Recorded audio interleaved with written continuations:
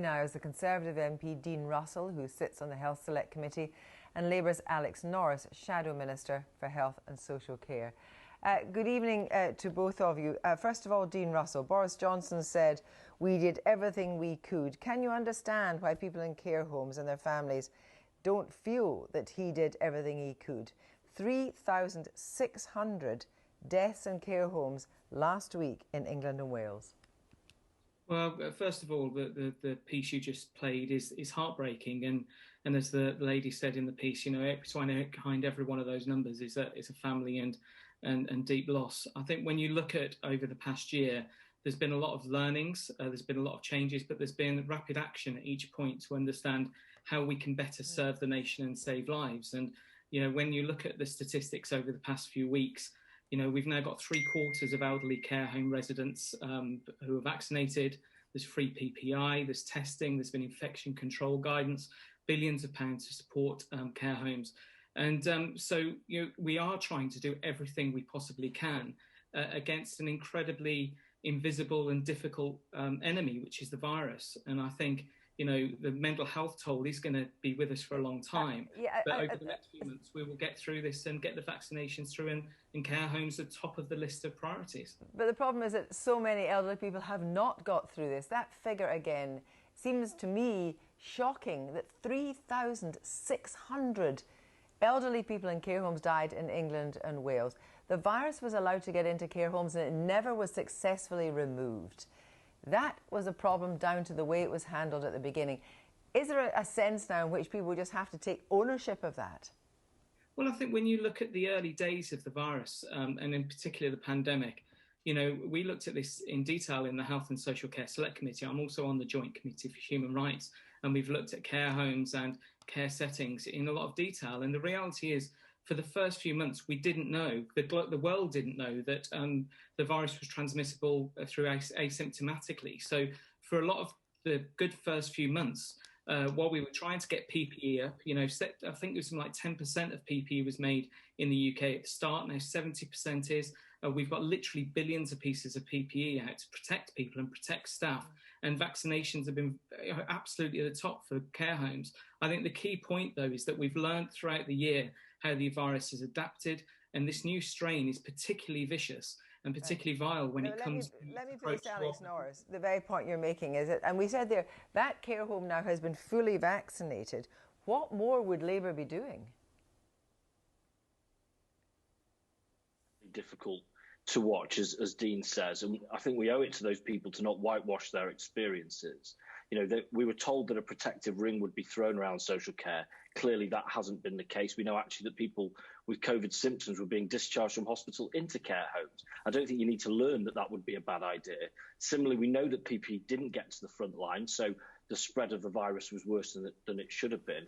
And repeated broken promises around mass testing, which would have helped perhaps break the spread into care homes, you know, has held it back too. So we're now talking about 23,000 people have lost their lives. Now, the vaccination programme is how we beat that and how we protect them from that. And the progress made is good, and, you know, and we recognise that. And there's no more that Labour could do at this stage. I mean, vaccination, you've just got to wait for that vaccination immunity to kick in and the second vaccine dose. There is nothing else that can be done just now, is there, in care homes?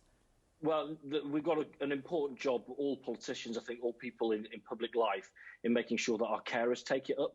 We know that our carers are disproportionately from black and minority ethnic backgrounds. We know that in some communities there are lots of messages firing around the WhatsApp suggesting perhaps not to take up the vaccine. We need those carers to take up the vaccine. So that's the thing that we can be doing between now and having that immunity kick in. Now, Dean Russell, moving on to the wider point, the Boris Johnson has now laid out this path towards loosening lockdown with the date of the 8th of March. Why put a date on it when you may have to resile from that? Why not just say there'll come a point where we will tell you 2 weeks from now schools will be able to go back? Why give that hope if you're going to have to perhaps pull it away from people again? I think the main thing here is that we're in a different position than we were just a few weeks ago even. We've got the vaccination programme up and running. We've got the testing in place. You know, there's literally been, I think, 70-odd million tests done over the past few months. So the roadmap isn't about saying a firm, we're going to do everything on this date. And no, it's always going to be phased. My point is, why give the date at all? Why not just say, we're confident that it will come reasonably soon and we will give you 2 weeks notice for schools? Well, no, what he's actually said is that we hope to have got the first 4 tranches of the vulnerable list for vaccinations done by mid-February. And it's going to take between 2 to 3 weeks from then for that vaccination to fully kick in for the most vulnerable of that list. So the date really is a guidance to say, look, at that point, which is a very firm date based on getting those vaccinations done for that first 4 in the vulnerable list, means at that point we can really start to look at how we come out of this. Because the first 6, I believe, the first 9 of that list cover 99% of those who are at most risk of dying. So if we can get through that list of 9 who are vulnerable, on their vaccination list, we're in a much different place than we were, or than we are today, and definitely than we were last year. Isn't it reasonable, Alex Norris, to make sure that schools do have a plan and that actually they do have something to work to? Yeah, I mean, I'd prefer it, Kirsty, as you said it, that a commitment to give them 2 weeks' notice, but the idea that Boris Johnson has a real grip on what's going to be happening in 6 weeks' time, well, the whole year that we've just had suggests that that's really not going to be the case.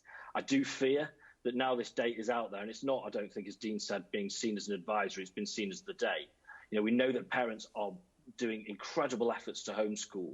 If that date is then moved on them, that's going to have a significant impact on people's well-being. So I think I'd rather he hadn't made that personally.